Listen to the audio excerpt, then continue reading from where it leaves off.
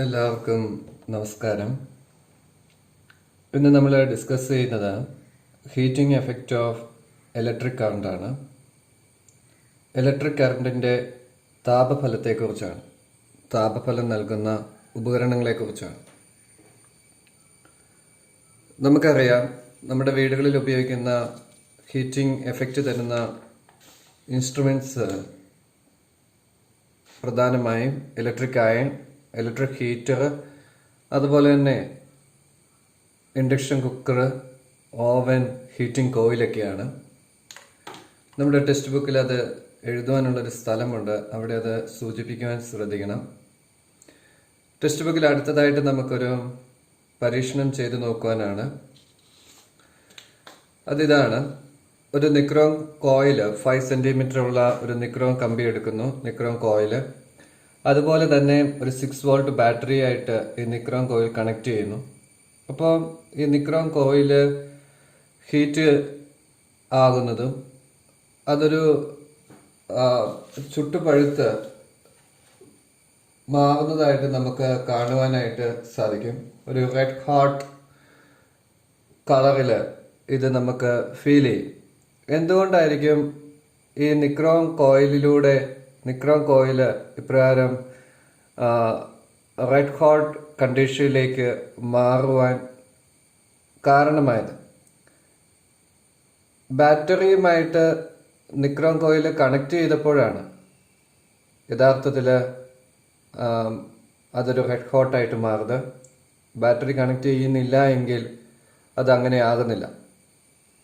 ഇവിടെ യഥാർത്ഥത്തിൽ സംഭവിച്ചത്, ഈ ഇലക്ട്രിക് എനർജി ഹീറ്റ് എനർജി ആയിട്ട് കൺവേർട്ട് ചെയ്തു എന്ന് നമുക്ക് മനസ്സിലാക്കുവാൻ സാധിക്കും.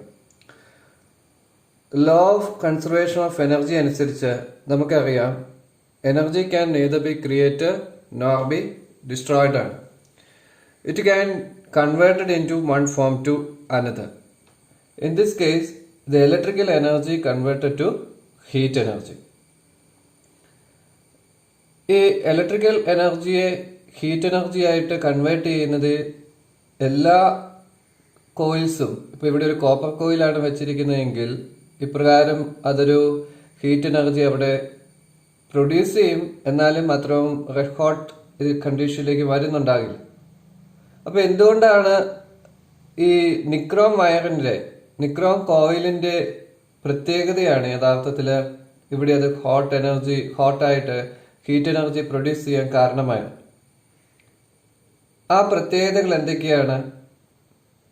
ഇലക്ട്രിക്കൽ എനർജി എപ്രകാരമാണ് ഹീറ്റ് എനർജി ആയിട്ട് കൺവേർട്ട് ചെയ്യുന്നത്? അത് ഡിപ്പെൻഡ് ചെയ്യപ്പെടുന്ന ഫാക്ടേഴ്സ് എന്തൊക്കെയാണ് എന്നതാണ് നമ്മൾ കാണുന്നത്. അപ്പോൾ ഈ ഇലക്ട്രിക്കൽ എനർജിയെ ഹീറ്റ് എനർജി ആയിട്ട് കൺവേർട്ട് ചെയ്യുന്ന ഈ പ്രോസസ്സ് മനസ്സിലാക്കുവാൻ കുറച്ച് ടേംസുകൾ നമ്മൾ പഠിക്കണം. ഒന്നാമതായിട്ട് നമ്മൾ പഠിക്കേണ്ടത് ഇലക്ട്രിക് കറണ്ട് എന്താണെന്നാണ്. It is the amount of charge that flows through a conductor in 1 second. നമുക്കറിയാം, ഒരു സെക്കൻഡിൽ ഒരു കണ്ടക്ടറിലൂടെ പാസ് ചെയ്യപ്പെടുന്ന ചാർജസിന്റെ അളവാണ് ആ കണ്ടക്ടറിലൂടെ പാസ് ചെയ്യപ്പെടുന്ന ഇലക്ട്രിക് കറണ്ട് എന്ന് പറയുന്നത്. 2 തരത്തിൽ ചാർജുകളുണ്ട്. Positive ചാർജുമുണ്ട്, negative ചാർജുമുണ്ട്. ഈ ചാർജസിനെ നമ്മൾ റെപ്രസെന്റ് ചെയ്യുന്നത് Q ഉപയോഗിച്ചിട്ടാണ്. ഈ ചാർജസിന്റെ ഒഴുക്കാണ് നമ്മൾ പ്രധാനമായിട്ടും, അല്ലെങ്കിൽ ചാർജസിന്റെ ഈ ഫ്ലോയെയാണ് നമ്മൾ ഇലക്ട്രിക് കറണ്ട് എന്ന് നമ്മൾ പറയുന്നത്. ഇലക്ട്രിക് കറണ്ടിനെ നമ്മൾ റെപ്രസെന്റ് ചെയ്യുന്ന I എന്ന അക്ഷരം ഉപയോഗിച്ചാണ്. ചാർജസിനെ നമ്മൾ റെപ്രസെന്റ് ചെയ്യുന്ന Q കൊണ്ടാണ്. ഇതിനെ സമയത്തെ നമ്മൾ റെപ്രസെന്റ് ചെയ്യുന്നത് T കൊണ്ടാണ്. ചാർജസിന്റെ SI യൂണിറ്റ് എന്ന് പറയുന്നത് കൂളമാണ്, 1 കൂളം. അപ്പോൾ ഈ 1 കൂളം പോസിറ്റീവ് ചാർജ് എന്ന് വെച്ചാൽ എത്രമാത്രം പോസിറ്റീവ് ചാർജ് ആയിരിക്കും? 1 കൂളം ചാർജ് എന്ന് വെച്ചാൽ 6 × 10⁸ ഇലക്ട്രോൺസിന്റെ എണ്ണത്തിന് തുല്യമായിരിക്കും. നെഗറ്റീവ് ചാർജ് എന്ന് വെച്ചാൽ 6 × 10⁸ ഇലക്ട്രോൺസിന്റെ എണ്ണത്തിന് തുല്യമായിരിക്കും. പോസിറ്റീവ് ചാർജ് എന്ന് വെച്ചാൽ 6 × 10⁸ പ്രോട്ടോൺസിന്റെ ചാർജിന് തുല്യമായിരിക്കും.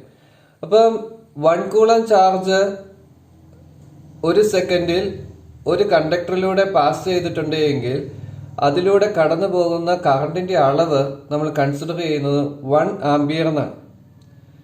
സോ നമ്മൾ കണ്ടു ഇലക്ട്രിക് കറണ്ട് എന്ന് പറയുന്നത് ചാർജസിന്റെ ഫ്ലോ ആണ്. ഇലക്ട്രിക് കറണ്ടിനെ റെപ്രസെന്റ് ചെയ്യുന്ന ഐ എന്ന അക്ഷരം ഉപയോഗിച്ചിട്ടാണ്. അതിന്റെ യൂണിറ്റ് ചാർജ് ബൈ സമയമാണ്, that is coulomb per second ആണ്.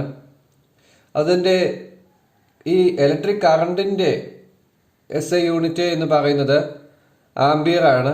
ഇപ്പൊ ലെങ്ത് നമ്മൾ മെഷർ ചെയ്യുന്നത് മീറ്ററിലാണ്, ഭാരം നമ്മൾ മെഷർ ചെയ്യുന്നത് കിലോഗ്രാമിലാണ് എന്ന് പറഞ്ഞ പോലെ കറണ്ട് നമ്മൾ മെഷർ ചെയ്യുന്നത് ആംപിയറിലാണ്. ഇത് അളക്കുന്നതിനുള്ള ഉപകരണമാണ് അമീറ്റർ എന്ന് പറയുന്നത്. ഇതാണ് അമീറ്റർ എന്ന് പറയുന്നത്.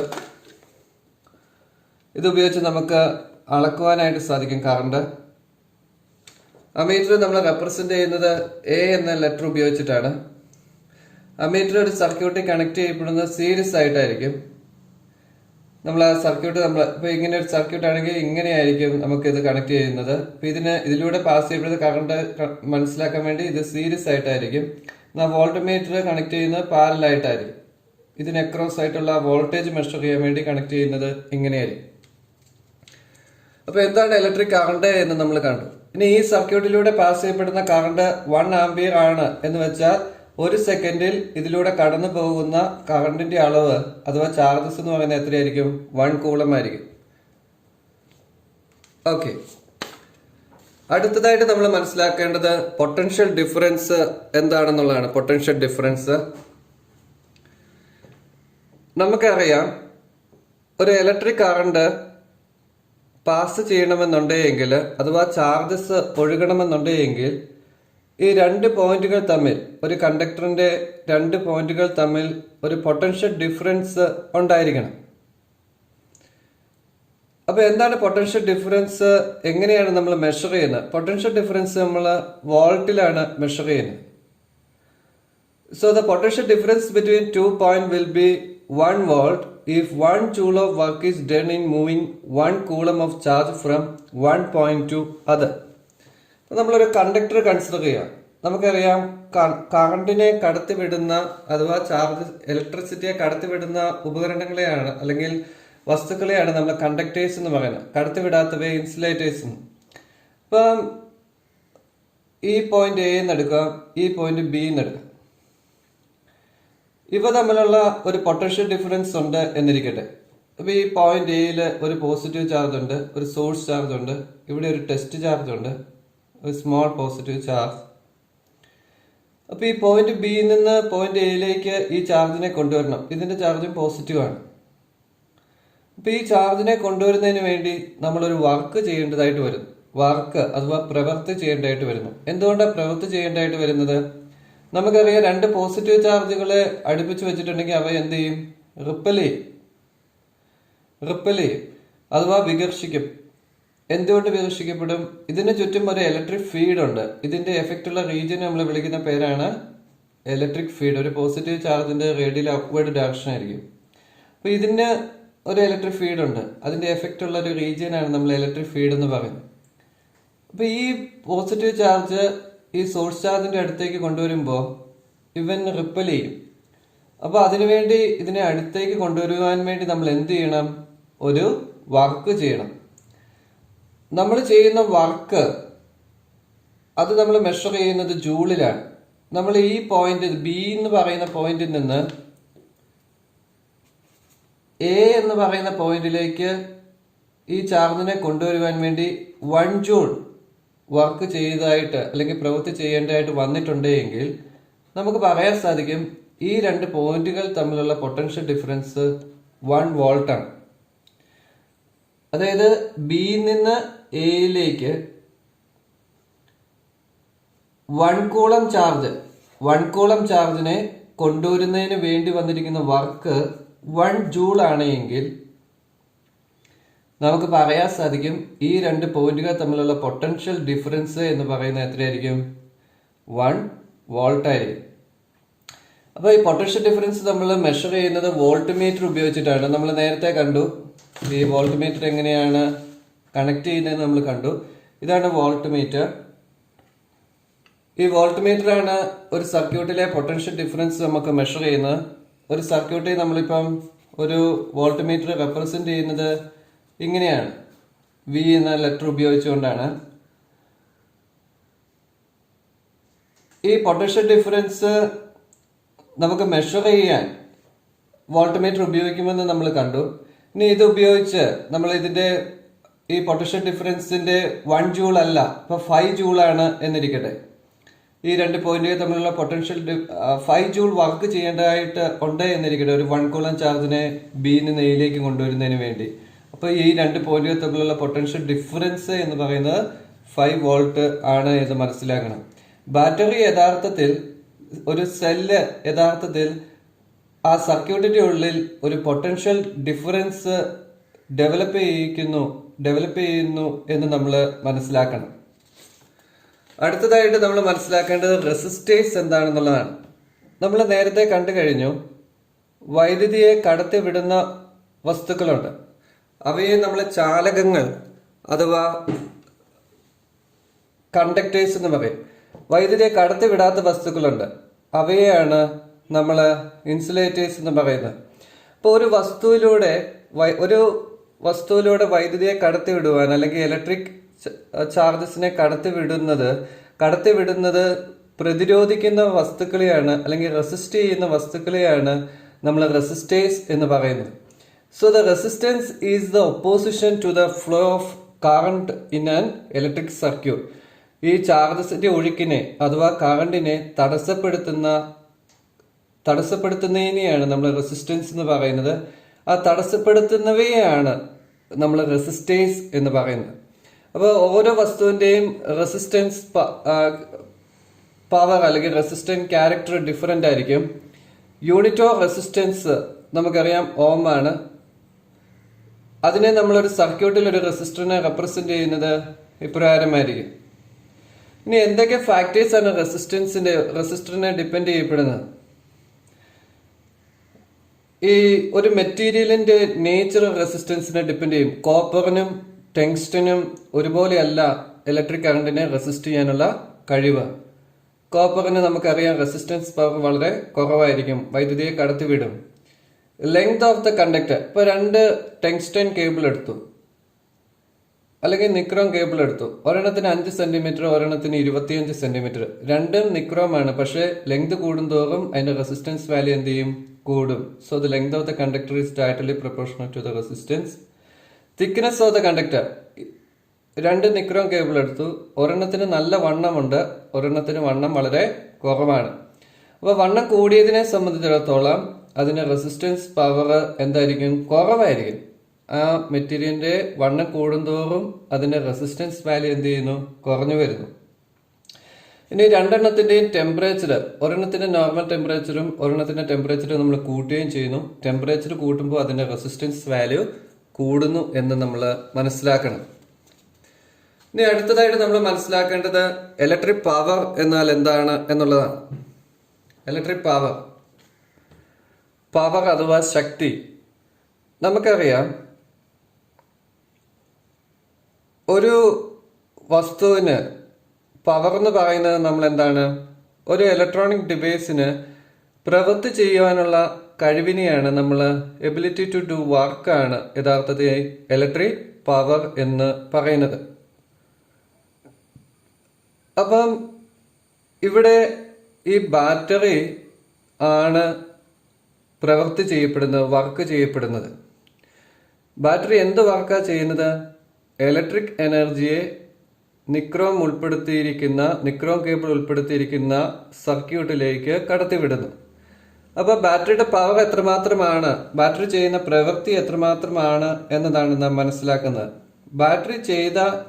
ബാറ്ററി നൽകിയ ഈ വൈദ്യുത ഊർജമാണ് ഏത് എനർജിയായിട്ട് മാറ്റപ്പെടുന്നത്? ഹീറ്റ് എനർജിയായിട്ട് മാറ്റപ്പെടുന്നത്. ബാറ്ററി നൽകിയ ഇലക്ട്രിക്കൽ എനർജിയാണ് ഹീറ്റ് എനർജിയായിട്ട് കൺവേർട്ട് ചെയ്യപ്പെട്ടിരിക്കുന്നത്. പിന്നെ അടുത്തതായിട്ട് നമ്മൾ കാണുന്നത് ബാറ്ററിയുടെ പവർ എത്രമാത്രമാണ്, അല്ലെങ്കിൽ ഇലക്ട്രിക് പവർ എന്ന് പറയുന്നത് എത്രയാണ് എന്നതാണ്. So the electric power is the rate at which the work is being done in an electric circuit is called the electric power.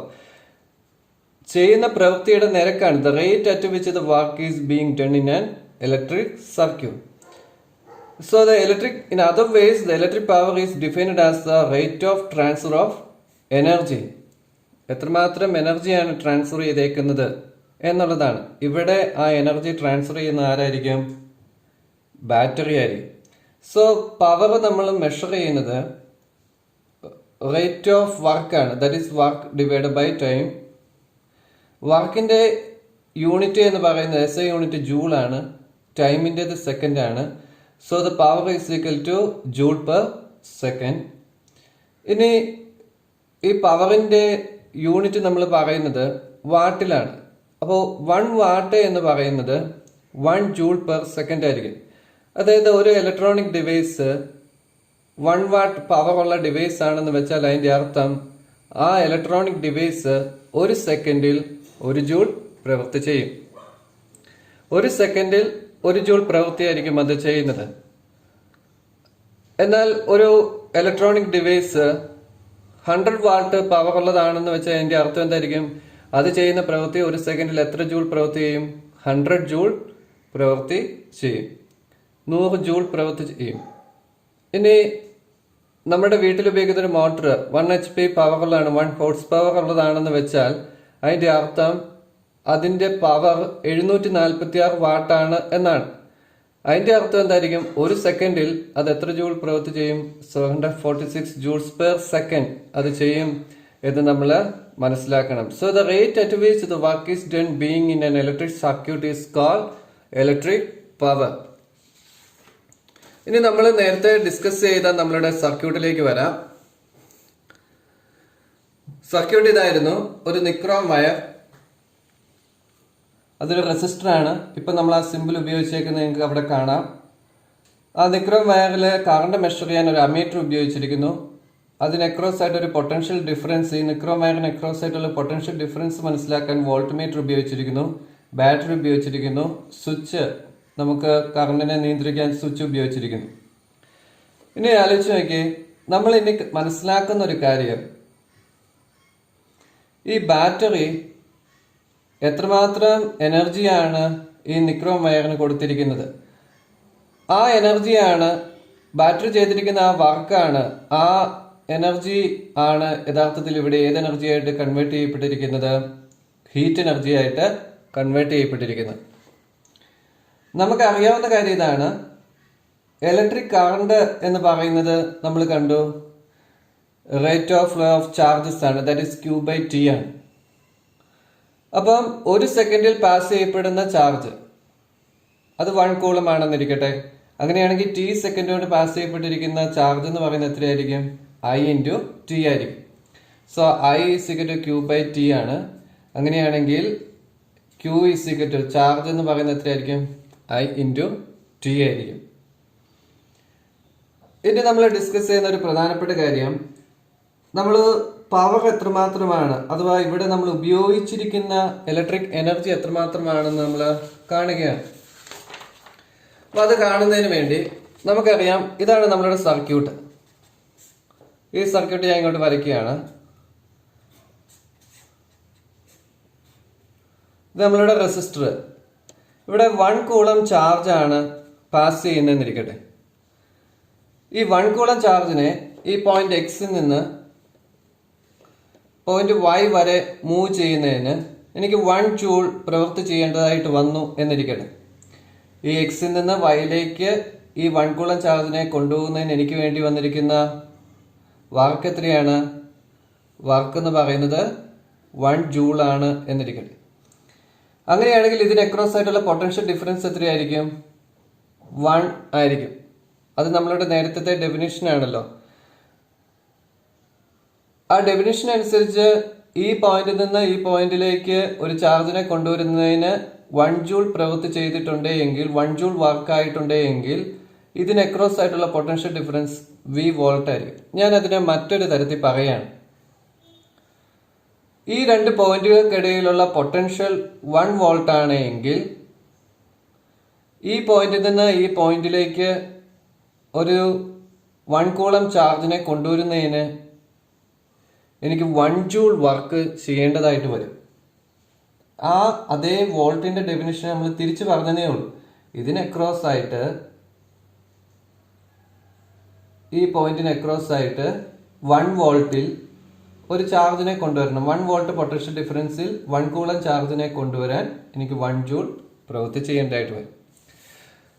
അങ്ങനെയാണെങ്കിൽ നമുക്കറിയാം ഇവിടെ നമ്മൾ ചെയ്തിരിക്കുന്ന പ്രവൃത്തി 1 ജൂളാണ്. അങ്ങനെയാണെങ്കിൽ V വോൾട്ടിൽ എനിക്ക് എത്രമാത്രം വർക്ക് ചെയ്യേണ്ടതായിട്ട് വരും? ഇതിന് അക്രോസ് ആയിട്ട് V വോൾട്ട് ആണെന്ന് ഇരിക്കട്ടെ. V വോൾട്ട് ആണെങ്കിൽ എനിക്ക് ചെയ്യേണ്ടതായിട്ട് വർക്ക് എത്രയായിരിക്കും? ഇവിടെ ഇപ്പം 1 ജൂളാണ് നമുക്ക് വേണ്ടി വന്നത്. അങ്ങനെയാണെങ്കിൽ V volt potential difference 1 coulomb charge തന്നെ കൊണ്ടുവരുന്നതിന് എനിക്ക് വേണ്ടി വരുന്ന വർക്ക് എന്ന് പറയുന്നത് എത്രയായിരിക്കും? V ജൂൾ ആയിരിക്കും. ഇനി ഞാൻ ഈ 1 കൂളം ചാർജ് മാറ്റിയിട്ട് Q കൂളം ചാർജ് ആക്കി. Q കൂളം ചാർജിനെ ഈ പോയിന്റ് എക്സിൽ നിന്ന് വൈയിലേക്ക് കൊണ്ടുവരുന്നതിന് വേണ്ടി വരുന്ന വർക്ക് എത്രയായിരിക്കും? Work is equal to Q into V ആയിരിക്കും. V ജൂൾ ആയിരിക്കും. That is Q into V ജൂളാണ്. നമുക്കറിയാം വർക്കാണ് നമ്മൾ കണ്ടുപിടിച്ചത്. അതാണ് നമ്മൾ ഏറ്റവും ആദ്യമേ ചെയ്തത്. ഇത് നോക്കിയേ, the work done to move 1 coulomb charge through 1 volt potential difference is 1 joule. ഇനി work done to move 1 coulomb charge through a V potential difference എത്രയാണ്? V joule. ഇനി work done to move Q coulomb charge, ആദ്യമേ 1 coulomb 1 volt potential difference, അടുത്തത് 1 coulomb V volt potential difference, അടുത്ത് Q coulomb V potential difference is equal to എത്രയാണ്? Q into V. നമുക്കറിയാം work കിട്ടി, Q into V ആണ്. Power എന്ന് പറയുന്നത് work divided by time ആണ്. That is equal to Q into V divided by T. നമ്മൾ നേരത്തെ ചെയ്തിരുന്നു I is equal to Q by T ആണ് കറണ്ട്.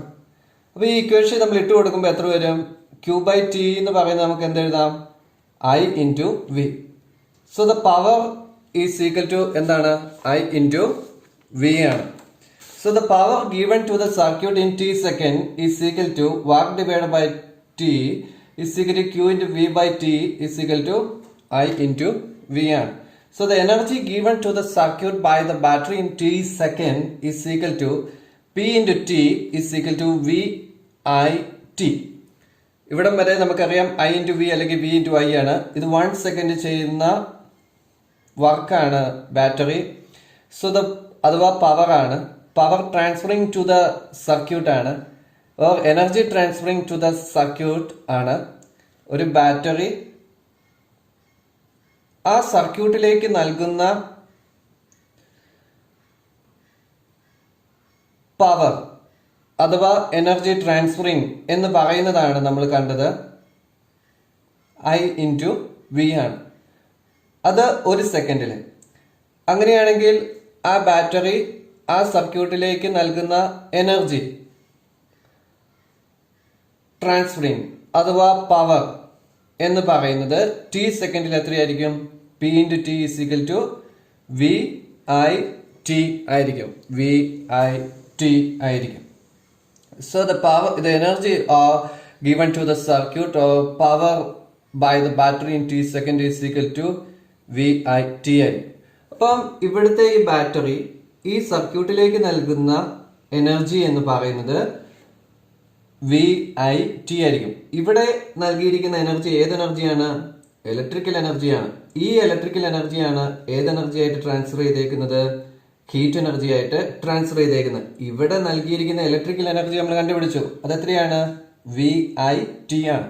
VIT T ടൈമിൽ നൽകിയിരിക്കുന്ന എനർജി. അപ്പം ഇത്രയും എനർജിയാണ് ഏത് എനർജി ആയിട്ട് ട്രാൻസ്ഫർ ചെയ്യുന്നത്? ഹീറ്റ് എനർജി ആണ്. That is heat energy is equal to എത്ര വരും?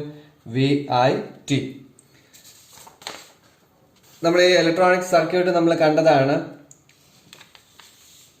So the energy supplied by the battery to the circuit. Energy supplied by the battery നൽകുന്ന എനർജി എങ്ങോട്ടാണ്? To the circuit in T second is equal to VIT. ആ battery നൽകുന്ന എനർജിയാണ് ഏത് energy ആയിട്ട് convert ചെയ്യപ്പെടുന്നത്? ഹീറ്റ് എനർജി ആയിട്ട് convert ചെയ്യുന്നത്. So the electric energy expended by the battery to the circuit containing the nichrome wire is converted into heat. ഇവിടെ ഒരു ചോദ്യമുണ്ട്. ചോദ്യം ഇതാണ്, എന്തുകൊണ്ടായിരിക്കാം ആ സർക്യൂട്ട് ഈ നിക്രോം വയർ ഹീറ്റ് എനർജി ആയിട്ട് ഇതിനെ കൺവേർട്ട് ചെയ്ത്? നമ്മൾ കണ്ടു ബാറ്ററി എനർജി കൊടുത്തു. ബാറ്ററി നൽകിയ എനർജി എന്ന് പറയുന്നത് ടി സെക്കൻഡ് നൽകിയ എനർജി എന്ന് പറയുന്നത് VIT ആണ്. അപ്പൊ അത് ഹീറ്റ് എനർജി ആയിട്ട് കൺവേർട്ട് ചെയ്തത് ഈ നിക്രോം വയറാണ്. അപ്പൊ നിക്രോം വയറിന്റെ എന്ത് പ്രത്യേകതയാണ് ഇതിനെ ഹീറ്റ് എനർജി ആയിട്ട് മാറ്റിയത്? നിക്രോം എന്ന് പറയുന്നത് നിക്കലിന്റെയും ക്രോമിയത്തിന്റെയും മിക്സറാണ്, അഥവാ നിക്കൽ ക്രോമിയം എന്ന് പറയുന്ന രണ്ട് ലോഹങ്ങളുടെ സങ്കരമാണ്. അപ്പം ഈ ഹീറ്റ് എനർജി ഇവിടെ ഡെവലപ്പ് ചെയ്യപ്പെട്ടിരിക്കുന്ന heat energy that is VIT എന്ന് പറയുന്നത് ഈ ഈ ക്രോമിയത്തിന്റെ പ്രോപ്പർട്ടിയുമായിട്ട് നമുക്ക് വ്യത്യാസമുണ്ട്. അപ്പൊ ക്രോമിയത്തിന്റെ പ്രോപ്പർട്ടി എന്ന് പറയുന്നത് എന്താണ്?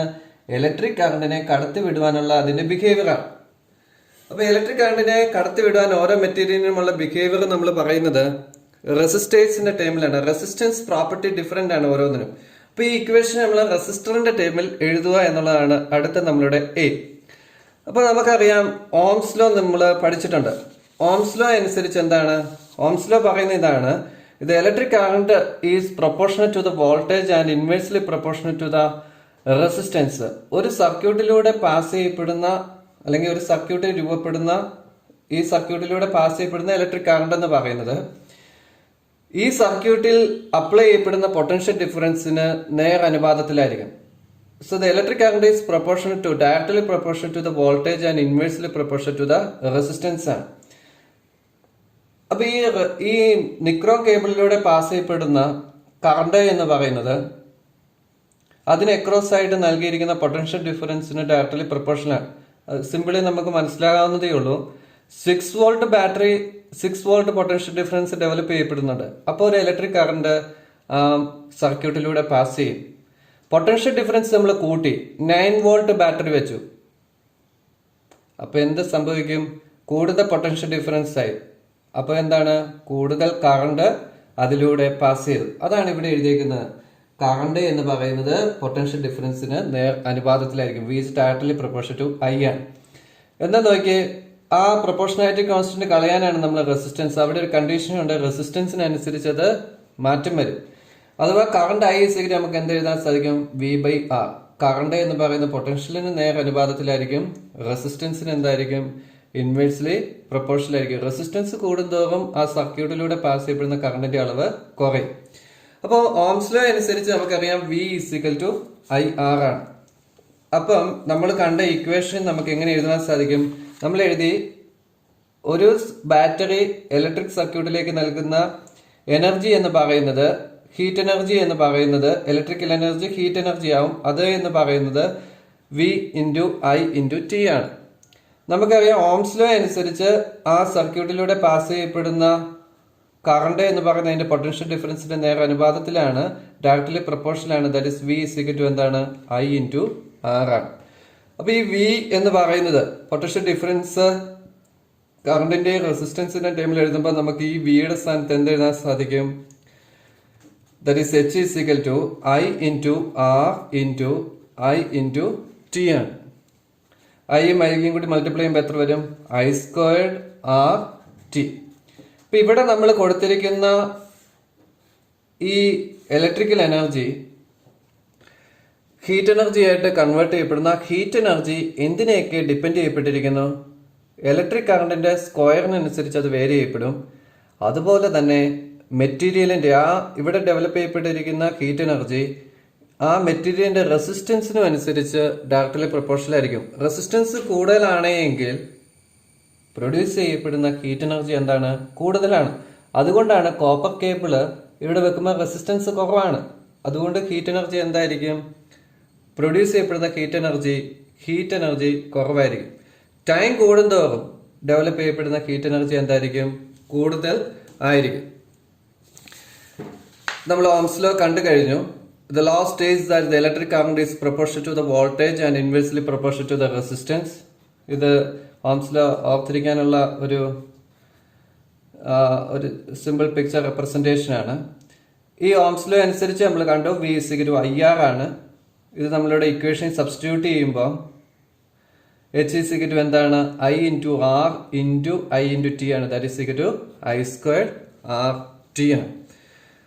So the process by which the heat is developed in a circuit on passing current through is known as the Joule heating or ohmic heating. ഇപ്രകാരം ഒരു സർക്യൂട്ടിലൂടെ ഇലക്ട്രിക് കറണ്ട് പാസ് ചെയ്ത് കഴിയുമ്പോൾ അവിടെ ഹീറ്റ് എനർജി രൂപപ്പെടുന്ന ആ പ്രവർത്തനത്തിനാണ് നമ്മൾ joule heating or ohmic heating എന്ന് പറയുന്നത്. അപ്പം ആ സർക്യൂട്ടിൽ ഹീറ്റ് എനർജി രൂപപ്പെടുന്നു. അത് എന്തിനെയൊക്കെ ഡിപ്പെൻഡ് ചെയ്തിരിക്കുന്നു? ആ സർക്യൂട്ടിലൂടെ പാസ് ചെയ്യപ്പെടുന്ന കറണ്ടിന്റെ സ്ക്വയറിനനുസരിച്ച്, സ്ക്വയറിന് അഥവാ എത്രമാത്രം കറണ്ടാണോ വരുന്നത്, ഇപ്പൊ 2 ആംപിയർ കറണ്ട് വന്നു, അപ്പോൾ ഒരു ഹീറ്റ് എനർജി പ്രൊഡ്യൂസ് ചെയ്തു. 4 ആംപിയർ ആകുമ്പോഴേക്കും അതേ സർക്യൂട്ടിൽ പ്രൊഡ്യൂസ് ചെയ്യപ്പെടുന്ന കറണ്ട് എത്രയായിരിക്കും? 4I² ആയിട്ട് മാറുമെന്ന് നമ്മൾ മനസ്സിലാക്കണം. 16 ഇരട്ടി ഹീറ്റ് എനർജി അവിടെ രൂപപ്പെടും. So the process by which the heat is developed in a circuit, ഇതിലൂടെ പാസ് ചെയ്യപ്പെടുന്ന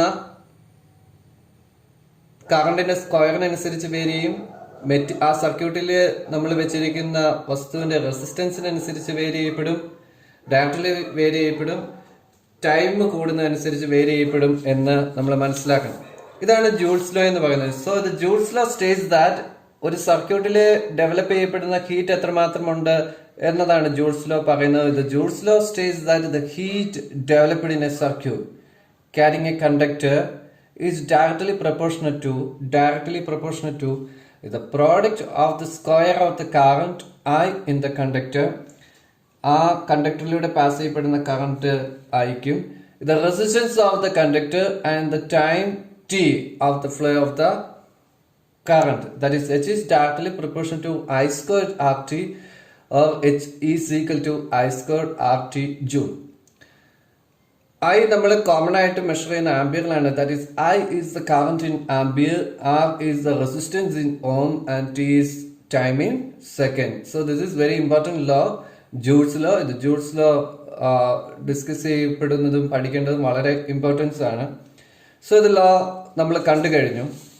ഇനി ഇത് ഉപയോഗിച്ചുകൊണ്ട് ഒരു ടേബിൾ ഫിൽ ചെയ്യാനായിട്ട് നിങ്ങളുടെ ടെക്സ്റ്റ് ബുക്കിൽ കൊടുത്തിട്ടുണ്ട്. ടേബിൾ 1.2 ആണ്. ആ ടേബിൾ ഇതാണ്.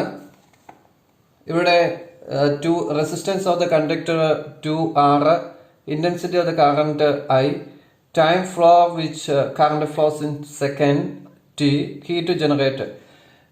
ജൂൾസ് ലോ അനുസരിച്ച് ഇത് എങ്ങനെയാണ് വേരി ചെയ്യുന്നത് എന്ന് നമ്മൾ നോക്കണം. അപ്പൊ ഒന്നാമത്തെ കണ്ടീഷനിൽ 2R റെസിസ്റ്റൻസ് ആണ്, കറണ്ട് I ആണ്, ടൈം T തന്നെ. ഹീറ്റ് ജനറേറ്റ് ചെയ്തേക്കുന്നത് നമുക്കറിയാം I squared RT ആണ് ഹീറ്റിന്റെ ഇക്വേഷൻ എന്ന് നമ്മൾ കണ്ടു, ജൂൾസ് ഇക്വേഷൻ. അപ്പൊ ഇവിടെ റെസിസ്റ്റൻസ് എത്രയായിട്ട് മാറി? 2R ആയി. അപ്പൊ എത്ര വരും? I squared into 2R into T ആയി. അപ്പൊ എത്ര വരും? 2I squared RT. അപ്പൊ റെസിസ്റ്റൻസ് 2 ടൈംസ് ആയപ്പോഴേക്കും ഇവിടെ ഹീറ്റ് എനർജി എത്രയായി? ടോയ്സ് ആയി, 2 ടൈംസ് ആയി. അഥവാ നമുക്ക് എന്ത് എഴുതാൻ സാധിക്കും? ടോയ്സ് ആയി എന്ന് നമുക്ക് എഴുതാൻ സാധിക്കും, 2H ആയി. ഇനി അടുത്ത കേസിൽ കറണ്ട് ആണ് 2I ആയ, കറണ്ട് 2I ആയി. ബാക്കി ഇവിടെ R തന്നെ, ഇവിടെ T തന്നെ. അപ്പൊ ഈ ഇക്വേഷൻ എന്ത് വരും? I squared RT ആണ്. അപ്പൊ എത്രയാണ്? I squared RT വരുമ്പോഴേക്കും ഇവിടെ കറണ്ടിന്റെ സ്ഥാനത്ത് എത്ര വരും? 2I all square RT വന്നു. അപ്പൊ എത്രയാണ്? അപ്പം വന്ന ഇതാണ് 4I squared RT വന്നു. അപ്പൊ എത്രയാണ്? 4 ടൈംസ് ആണ് ഇവിടെ കൂടുതൽ. അപ്പൊ ഇവിടെ നിങ്ങൾ ഈ ടേബിൾ നിങ്ങൾ ഫില്ല് ചെയ്യണം. അത് നിങ്ങൾക്കുള്ള അസൈൻമെന്റ് ആണ്. അത് ഫില്ല് ചെയ്യാൻ ശ്രദ്ധിക്കണം. അതിനുശേഷം അത് എനിക്ക് അയച്ചു തരികയും വേണം. നിങ്ങളുടെ നോട്ടിൽ ഇന്ന് പഠിപ്പിച്ചതുമായി ബന്ധപ്പെട്ടുള്ള നോട്ട് പ്രിപ്പയർ ചെയ്യണം. പ്രിപ്പയർ ചെയ്തിട്ട് അതിന്റെ ഈ ടേബിളും ഫില്ല് ചെയ്തിട്ട് അതിന്റെ ഒരു പിക്ചർ എടുത്ത് വാട്സപ്പിൽ അയച്ചു തരുവാൻ ശ്രദ്ധിക്കണം. അപ്പൊ ഇന്ന് നമ്മൾ പഠിച്ചത് ഒന്നാമത്തെ യൂണിറ്റിലെ ഫസ്റ്റ് മൊഡ്യൂളിലെ, അതായത് ഒന്നാമത്തെ യൂണിറ്റിനെ 3 മൊഡ്യൂളായി തിരിച്ചു. അതിലെ ഫസ്റ്റ് മൊഡ്യൂളിലെ ഒന്നാമത്തെ ടോപ്പിക്ക് നമ്മൾ കഴിഞ്ഞ വീഡിയോയിൽ എടുത്തിരുന്നു. 2, 3, അതായത് heating effect of electric current, Joule's law മുതലായവയാണ് നമ്മൾ ഇന്ന് പഠിച്ചത്. വളരെ പ്രധാനപ്പെട്ടവയാണ്. ഇതുമായി ബന്ധപ്പെട്ട 3-4 പ്രോബ്ലംസ് നമ്മൾ അടുത്ത വീഡിയോയിൽ ചെയ്യുന്നുണ്ട്. ടെക്സ്റ്റ് ബുക്കിൽ കൊടുത്തിരിക്കുന്ന പ്രോബ്ലംസ് നിങ്ങളൊന്ന് വായിച്ചു നോക്കുവാനായിട്ട് ശ്രദ്ധിക്കണം, എഴുതി നോക്കുവാനായിട്ട് ശ്രദ്ധിക്കണം. അപ്പോൾ ജൂൾസ് ലോ നമ്മളുടെ പരീക്ഷകൾക്ക് എപ്പോഴും ചോദിക്കുന്നവയാണ്, നന്നായിട്ട് പഠിക്കുവാനായിട്ട് ശ്രദ്ധിക്കുക. Okay, thank you.